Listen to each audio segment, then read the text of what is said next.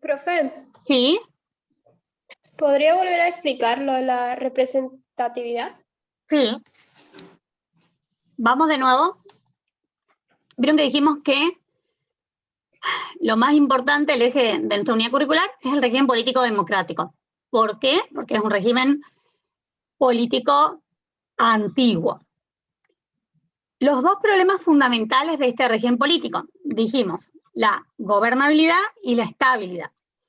Pero primero tenemos que analizar la gobernabilidad y luego tenemos que analizar la estabilidad. Dentro de la gobernabilidad tenemos dos factores importantes que tienen que ver con la representatividad y la autoridad. Y vamos con la representatividad. ¿Qué es lo que sucede con la representatividad? Había dicho Arnoletto. Que se da una falta de representatividad. En lugar de que se tenga que dar una representatividad auténtica, una representatividad pura, lo que termina sucediendo es una falta de representatividad. Con respecto a la autoridad. La autoridad, dice Arnoletto, es una clase especial de influencia. Así lo define Arnoletto, a la autoridad. Y dice, justamente esa clase especial de influencia es la que termina siendo una mala influencia, porque en la mayoría de los casos, la mayoría de las veces, esa autoridad termina convirtiéndose, termina decantando en un autoritarismo. Deja de ser una clase especial de influencia para convertirse en una mala influencia y de esa manera, en lugar de ser autoridad, termina siendo autoritarismo. Eso es lo que observa Arnoletto con respecto a la autoridad. Entonces, estos dos factores importantes que tienen que ver con la representatividad, que termina siendo falta de representatividad, y la autoridad, que en realidad termina siendo una mala autoridad o una autoridad negativa, de acción social negativa. Ahí se quiere conectar. María, se quiere conectar, se desconecta, capaz que tiene problemas de conectividad, ¿puede ser, no? Eso con respecto a la gobernabilidad. Es difícil lograr una gobernabilidad sostenida en el tiempo. Analizamos la representatividad de la autoridad. Ahora, con respecto a la estabilidad, dice Arnoletto, luego de lograr, que es muy complejo, luego de lograr esa gobernabilidad sostenida en el tiempo, esa gobernabilidad tiene que ser correlativa, tiene que ser concurrente con la estabilidad. Lo repito, luego de lograr esa gobernabilidad en el tiempo, la misma tiene que ser correlativa. Esa gobernabilidad tiene que ser concurrente. ¿Con qué? Con, a ver, si están despiertos. Esa gobernabilidad tiene que ser con la estabilidad. Ah, muy bien, no se me durmieron todavía, muy bien, con la estabilidad. Y eso es muy difícil. Entonces, Arnoletto analiza dos factores importantes dentro de la estabilidad: la legalidad y la legitimidad.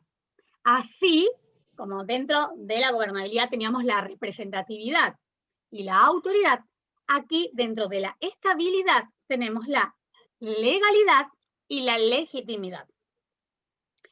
A ver, ¿qué entienden por legalidad? Legalidad, legitimidad, quizás a veces son conceptos que se pueden llegar a confundir. ¿Qué entienden por legalidad? Que cumpla con la ley, quizás. Me gusta, muy bien, o sea, de acuerdo a la ley, en consonancia con la ley. ¿Qué más?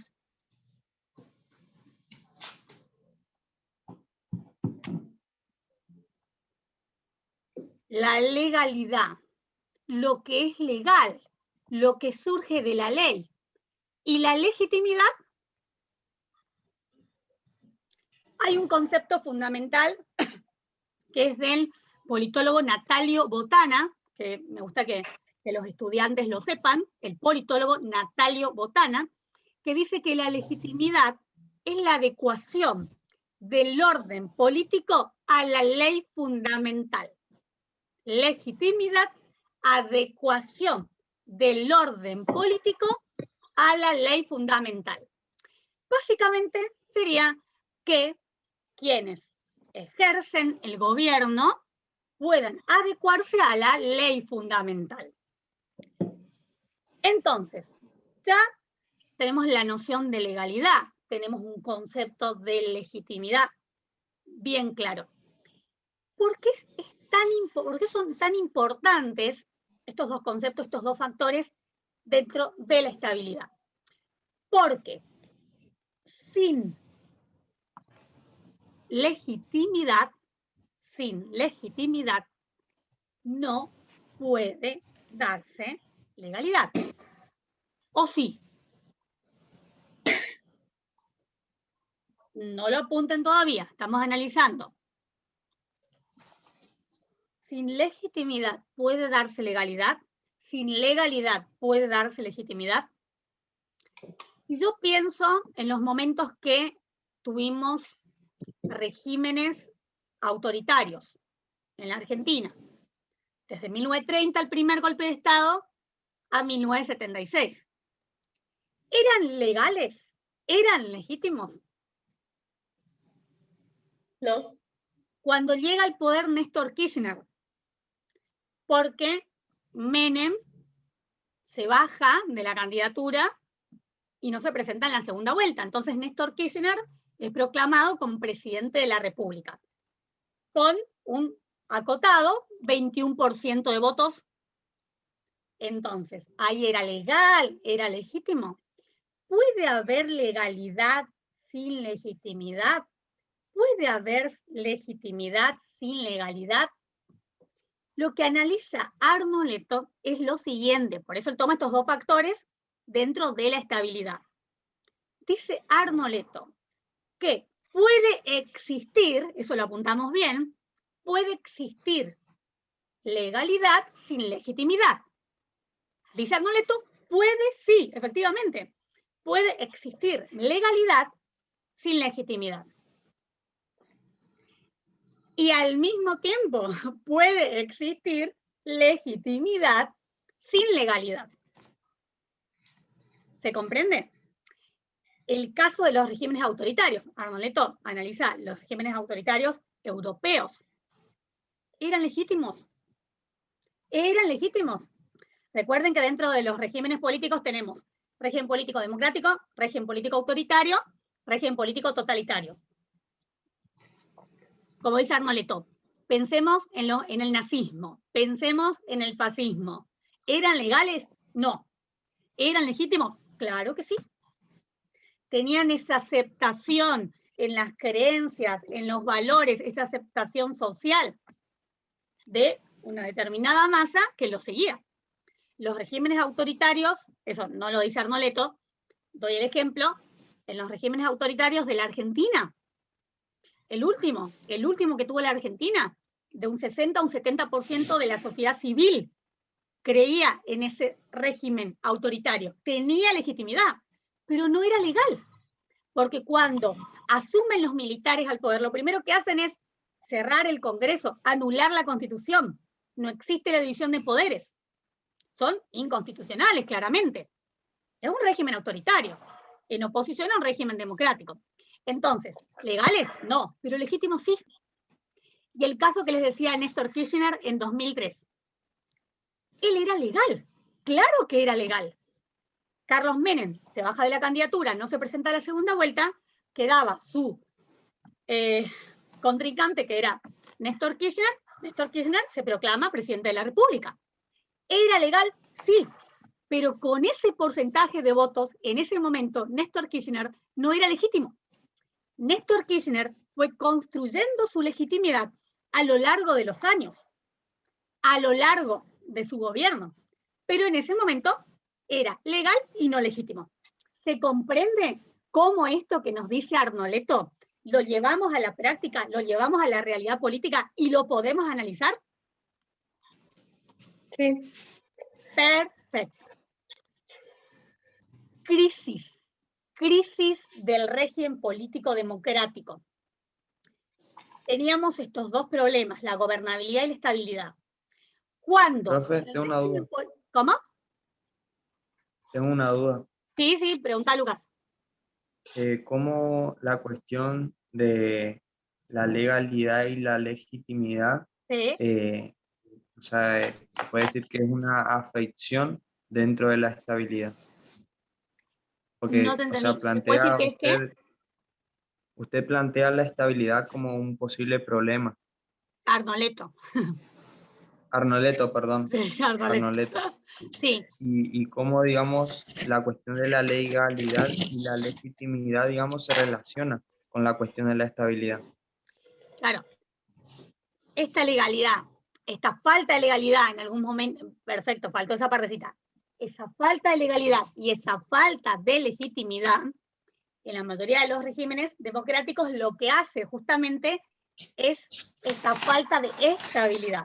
Es decir, lo que convierte en una inestabilidad.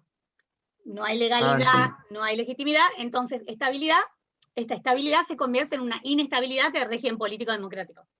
Excelente, O sea, Lucas. para una estabilidad tenemos que tener los dos sí o sí. Los dos sí o sí. Y es lo que en la mayoría de las ocasiones, la mayoría de las veces, no está ocurriendo más.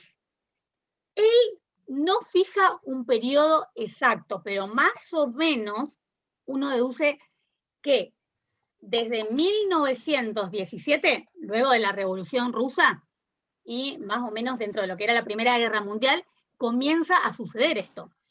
Los regímenes políticos democráticos en el mundo se comienzan a volver inestables. Y tiene razón. Desde la Primera Guerra Mundial, las ideologías que comienzan a surgir, si bien se crea un organismo para tratar de impedir una Segunda Guerra Mundial, se da una Segunda Guerra Mundial, surgen otras ideologías, cada vez una más fuerte que la otra, cada vez los regímenes políticos democráticos más débiles, uno más débil que el otro. Entonces, Arnoleto tiene razón. Esta falta de legalidad, esta falta de legitimidad, convierte en esta estabilidad en una inestabilidad del régimen político democrático, en realidad. ¿Siguen viendo la pantalla? Sí. Ahí está. Bien. Esta crisis, a raíz de esta falta de gobernabilidad y de esta ausencia de estabilidad, se produce la crisis del régimen político democrático. ¿Sí? Eso es algo que hay que apuntar bien. Por la falta de gobernabilidad, por la ausencia de estabilidad, se da la crisis del régimen político democrático. Ahora, ¿cómo puede ser esa crisis? Puede ser una crisis netamente económica, financiera, puede ser una crisis social, como por ejemplo un estallido social, cultural, de revolución cultural, puede ser una crisis religiosa, en donde se desconoce a la religión vigente, se quiere crear una nueva religión, o puede ser una crisis netamente política. ¿Qué es lo peligroso? Que ocurra una de estas crisis, la crisis económica financiera, la social, la social cultural, la religiosa, la política, o que ocurran todas al mismo tiempo. Lo que dice Arnoleto, lo peligroso aquí es que cuando se da esta crisis del régimen político democrático, justamente todas las crisis confluyan en el mismo momento. En el mismo momento, una crisis económico-financiera, una crisis social-cultural, una crisis religiosa y una crisis política. Eso es lo peligroso. Cuando se da una, todavía se puede salir adelante y lograr una pseudo-estabilidad. Pero cuando confluyen las cuatro al mismo tiempo, ahí conduce a esto, a un cambio político. Cuando confluyen las cuatro tipos de crisis, se da sí o sí, de manera directamente proporcional, el cambio político. Eso es algo que hay que comprenderlo bien. Ojo, este cambio político se refiere neta y exclusivamente a un cambio de régimen. No estoy hablando cambio de gobierno, dice Arnoleto, o cambio de sistema político. Es un cambio de régimen. El cambio político lleva inexorablemente a un cambio de régimen. Por ejemplo, desde un régimen político democrático se pasa a un régimen político autoritario. O desde un régimen político democrático se pasa a un régimen político totalitario. Repito, no se trata de cambio de gobierno ni cambio de sistema político. Recuerden que cuando hablamos de sistemas políticos, el sistema político podía ser presidencialista, semipresidencialista o parlamentario. Aquí hablamos de que el cambio político se da a través de un cambio de régimen. Es mucho, mucho más complejo y peligroso, porque está en juego ¿qué? Está en juego la paz, el orden, la igualdad, la equidad de todos los ciudadanos. Es difícil de darse. No, en la Argentina se dio 6 veces. Es lo más común. Gracias a Dios, en la Argentina nunca más, justamente nunca más. Y en América Latina, quizás alguno que otro acto fallido, se logró contener desde inicios del siglo XXI, pero fue la moneda corriente del siglo XIX y del siglo XX, esto del cambio político que lleva a un cambio de régimen. Aquí en la Argentina, gracias a Dios, la última, digamos, el último gran periodo de inestabilidad política y social fue en el 2001, que ahí lo que se dio fue un cambio de gobierno, No estuvo en juego un cambio de régimen, eso es otra cosa. Recuerden que los gobiernos son provisionales, los gobiernos son transitorios, no debieran quedarse más que el tiempo determinado, tienen que ser periódicos, recuerden eso. Bien, entonces, a ver, ¿alguna pregunta sobre el eje de nuestra unidad curricular? Algo que quieran preguntar. Profe, yo tengo Sí. una duda. Usted hablaba sobre las 4 crisis, los Sí. 4 tipos de crisis. ¿Cuáles son esos tipos de crisis? La económico-financiera, la social, Sí, cultural, la religiosa y la netamente política. dale, Que perfecto. dijo Muchas Arnoleto, gracias. cuando se dan las cuatro juntas, eso es cambio político. O sea, si se da solo una, no pasa nada, se puede hacer frente, se continúa. Ahora, cuando se dan las cuatro juntas, se da el cambio político y eso lleva a un cambio, inexorablemente un cambio de régimen.